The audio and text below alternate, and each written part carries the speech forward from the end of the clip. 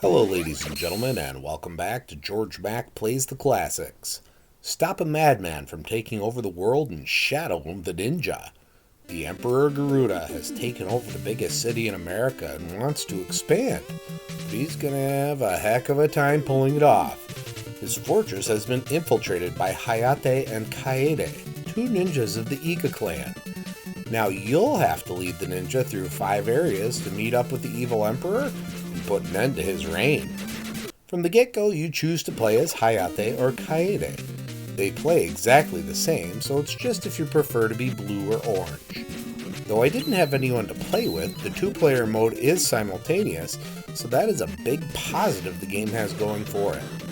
You get typical platforming fare, having to jump and climb your way into good positions to defeat enemies.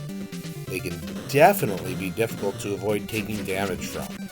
Regular enemies can take a ton of hits to defeat. This requires you to learn hit-and-run tactics in order to be successful. You have 2 main weapons to fight with, the katana and the kusarigama. I stuck with the kusarigama through my attempts because of the range benefits. I didn't find out until the last couple levels that the katana levels up and gets stronger and longer as you collect more katana symbols. That probably would have been good to realize.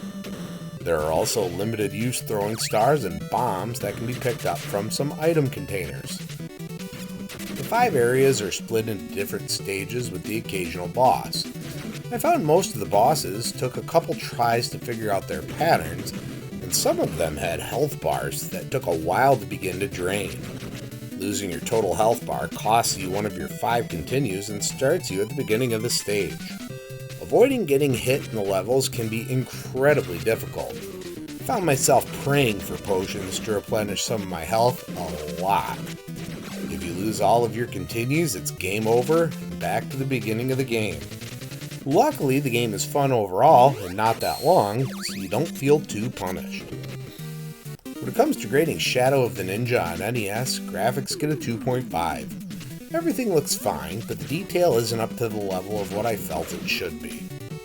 Sound gets a 3.0. Music is pretty rockin', and sound effects aren't a distraction. Gameplay gets a 3.0. Controls work pretty well, giving you a lot of ways to move through each level and defeat the baddies. Difficulty gets a 3.0. Levels take some concentration to get through, especially learning enemies and their weak points. Fun factor gets a 3.0. I was pretty satisfied playing through, even though it took me a couple attempts to make it to the end. Overall, Shadow of the Ninja earns a 2.9 and gets a B.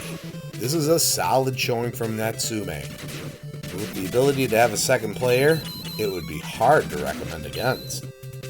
Well, that's going to do it for me for today. Please make sure to like this video, let me know what you think of Shadow of the Ninja in the comments, and please subscribe to Head Drop Productions here on YouTube, because we want to cheer for each and every video we release, because it is your destiny.